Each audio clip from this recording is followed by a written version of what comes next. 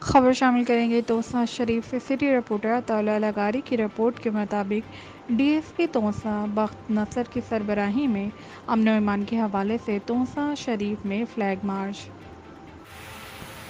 آپ دیکھ رہے ہیں ENN نیوز اور میں ہوں سٹی رپورٹر عطاءاللہ لغاری۔ رخ کرتے ہیں خبر کی طرف۔ ڈی ایس پی توسہ بخت نصر کی سربراہی میں امن و امان کے حوالے سے توسہ شریف میں فلائنگ مارچ کا انعقاد کیا گیا۔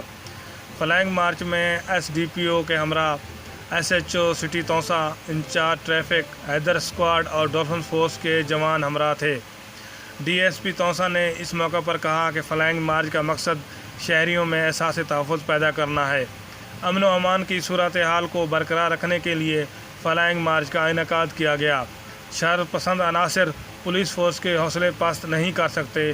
اور آخر میں ڈی ایس پی توسہ بخت نصر نے توسہ کے عوام کو یہ میسج دیا: توسہ پولیس شہریوں کی جان و مال کی حفاظت کے لیے ہمیشہ ہمہ وقت تیار ہے۔ جی